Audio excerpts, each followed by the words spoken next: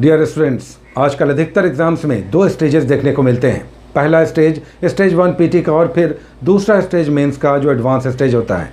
लेकिन अगर आप पीसीएस दे रहे हैं तो इसमें इंटरव्यू भी होगा या और भी कुछ एग्ज़ाम्स में इंटरव्यू भी होते हैं, तब 3 स्टेजेस के एग्ज़ाम्स हो जाते हैं।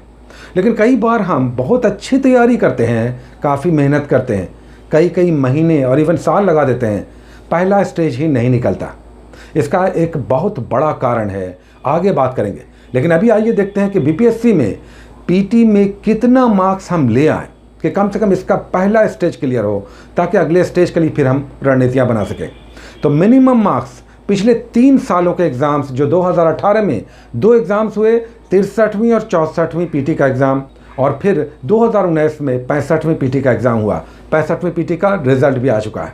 तो पिछले 3 एग्ज़ाम्स में किस तरह के कट ऑफ रहे बीपीएससी के पीटी के एग्ज़ाम में, आइए देखते हैं। इस कॉम्पिटिटिव स्टडी से आपको अंदाज मिलेगा और तैयारी में आपको ये पता चलेगा कि कितने मार्क्स मिनिमम अलग अलग कैटेगरीज में लाने होंगे। आइए देखते हैं 63वीं, 64वीं और 65वीं का कितना मार्क्स आया और कट ऑफ क्या था। अगर 63वीं की बात करें जो 1 जुलाई 2018 को एग्ज़ाम हुआ, इसमें 355 सीट्स थी और इसमें कट ऑफ रहा था अनरिजर्व्ड में यानी जनरल कैटेगरी मेल में 96, फीमेल में 86, जबकि एससी कैटेगरी में 84, मेल में फीमेल में 73, एसटी कैटेगरी में जो मार्क्स ज़्यादा रहता है 89 और फिर फीमेल में 78। ईबीसी की अगर बात करें तो 88 आया, 88 और फीमेल में 77। दूसरी ओर बीसी कैटेगरी में 93 गया, जबकि 84 गया फीमेल का। बीसीएल कैटेगरी में भी 86 कट ऑफ गया, जबकि फ्रीडम फाइटर्स के नाती पोतों, बिहार में एक नई कैटेगरी है जो 3% रिजर्वेशन मिलता है फ्रीडम फाइटर्स के नाती पोतों को, यानी grand children of freedom fighter, ये 81 गया था। और डिसेबल्ड की बात करें तो अलग अलग कैटेगरीज में 72 से 74 के बीच स्कोर्स गया था। ये था 63वीं में पीटी का कट ऑफ। आइए देखते हैं 64वीं में जो 16 दिसंबर 2018 को एग्ज़ाम हुआ था। इसमें जनरल कैटेगरी की अगेन बात करें तो 97 गया और फिर फीमेल में 86, जबकि 85 गया एससी में और फीमेल में 69, जबकि एसटी में 89 और फीमेल में 80, ईबीसी में 90, फिर 76 फीमेल में, बीसी में 93 और 82 गया फीमेल में, जबकि फ्रीडम फाइटर्स में 82 और डिसेबल्ड में अराउंड यहाँ पर भी 74, 72 इसके आसपास दिखाई देता है। आपको पता होगा कि 64वीं में सीटों की संख्या बहुत अधिक है, अभी इसका फाइनल रिजल्ट नहीं आया है। 1465 सीटों के लिए 64वीं का एग्ज़ाम लिया गया था। बड़ी संख्या में इसका फाइनल रिजल्ट आएगा और ये काफ़ी खबरों में भी रहेगा। चलिए देखते हैं 65वीं में कट ऑफ क्या था और तब आपको पता चलेगा कि सबसे लेटेस्ट एग्ज़ाम हुआ, इसमें जो 423 सीटों के लिए हुआ, इसमें कट ऑफ क्या था।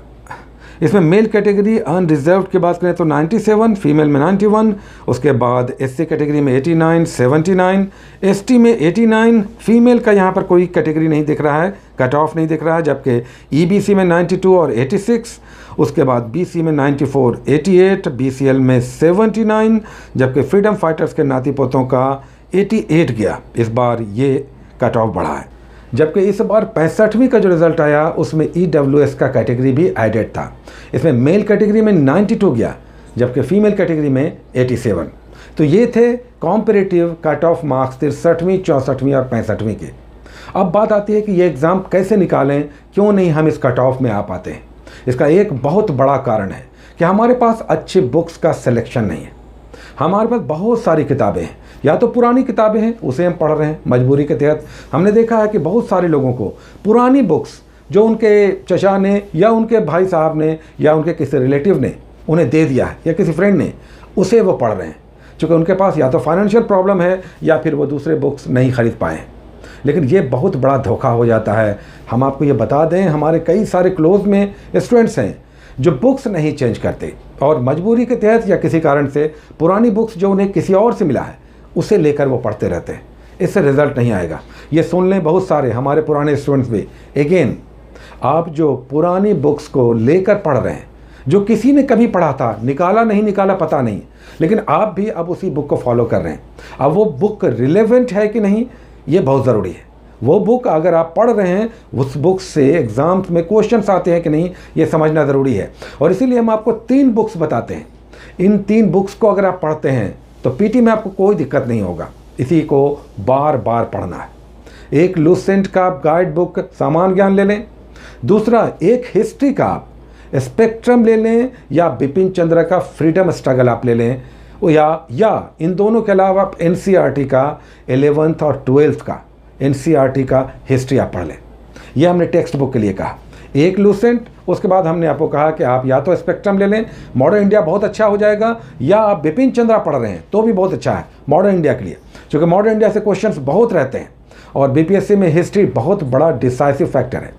और अगर ये दोनों नहीं है तो सबसे बेस्ट है कि आप एनसीईआरटी का 11th और 12th का एंशिएंट, मेडिएवल और मॉडर्न पढ़ लें, बहुत आपका कवर हो जाएगा, हिस्ट्री बहुत अच्छा हो जाएगा। एक बिहार स्पेशल आपको लेना ही होगा, जिनके पास भी नहीं है बिहार स्पेशल वो बहुत बड़े धोखे में है। आप अगर अभी तक बिहार स्पेशल कोई भी आप ले सकते हैं, इम्तियाज़ अहमद, ऑब्जेक्टिव नहीं लेना है, सब्जेक्टिव, उनकी 2 बुक आती है, या फिर केबीसी नैनो आपके पास है, या लूसेंट या क्राउन की है बिहार स्पेशल, एक आपको रखना होगा। अगर नहीं है तो इसे आप जल्द से जल्द अपने पास लेने का प्रयास करें। अभी लॉकडाउन है, लॉकडाउन समाप्त होगा तब आप जल्द से जल्द ले लें, बहुत जल्द लॉकडाउन भी समाप्त होगा, आप घबराएं नहीं। और फिर उसके बाद एक आप साइंस पर थोड़ा सा फोकस करें, लेकिन साइंस के क्वेश्चंस आसान आते हैं, बनने वाले आते हैं। ये आपका या तो लूसेंट के ऑब्जेक्टिव से कवर हो जाएगा, या आप स्पीडी का साइंस आप कर लें, ये साइंस आपका हो जाएगा। अगर साइंस में आप कुछ करना चाहते हैं तो या तो आप लूसेंट का जो आप बना रहे हैं सामान्य ज्ञान वो आप करें, नहीं तो ऑब्जेक्टिव ले लें और साइंस के उसके सारे टॉपिक्स बना जाएं, या फिर स्पीडी का आपके पास अगर है रेलवे सामान्य विज्ञान तो द बेस्ट, उससे आपका बीपीएससी कवर हो जाएगा। साइंस के क्वेश्चंस बीपीएससी में अभी तक टफ नहीं आ रहे हैं, अभी तक टफ नहीं आए। 3-3, 4-4 क्वेश्चंस केवल यूनिट से आते हैं। अब पिछली बार आया था प्रेशर, दाब की यूनिट बताइए, तो इस तरह का आता। फ्रीक्वेंसी, तरंग दैर्घ्य, इनकी इकाई, यूनिट्स पूछा गया है। तो साइंस का क्वेश्चन बीपीएससी में बहुत टफ नहीं आता है। और सबसे डिसाइसिव करंट अफेयर्स पे कमांड करना होगा। इसमें हम लोग बात करेंगे करंट अफेयर्स। अभी हम लोग जो टॉपिक्स ले रहे हैं आप उसके करंट अफेयर्स करें। इसे और स्ट्रेंथन कैसे करना है ये हम लोग अलग से बात करेंगे, बहुत सारी बातें होंगी, अभी सब बता देंगे, हो सकता है आप परेशान हो जाए। इसमें एक बात जो इम्पॉर्टेंट है वो है कि लूसेंट को बार बार पढ़ना है। तो ये आप करें। 3 बुक्स हमने आपको बताया, लूसेंट का गाइड, उसके बाद हिस्ट्री का कोई एक, या तो स्पेक्ट्रम या बिपिन चंद्र या एनसीईआरटी, हमने या कहा है, सभी नहीं, कोई एक आप ले लें। और संभव हो तो साइंस के लिए आप एक ऑब्जेक्टिव लूसेंट ले लें, या स्पीडी का रेलवे सामान्य विज्ञान, साइंस उससे हो जाएगा, साइंस के क्वेश्चन टफ नहीं आते। और फिर प्रतियोगिता दर्पण एक मैगजीन लेना होगा, या कोई भी मंथली मैगजीन करंट अफेयर्स करना होगा, नहीं होने का प्रश्न ही नहीं उठता है। आप हमारे साथ चलें, जो टॉपिक्स हम लोग कर रहे हैं ईमानदारी से इन टॉपिक्स को करें, और आप देखें कि प्रीलिम्स कम से कम आपका पहले स्टेज में जिनका नहीं निकल रहा, जो लोग नए हैं और कहते हैं कि हमें समझ में नहीं आ रहा, हम कैसे पढ़ें, पीटी कैसे निकालें, तो उसका रास्ता हमने आपको बता दिया है। डेफिनेटली आपका प्रीलिम्स निकलेगा। Take care.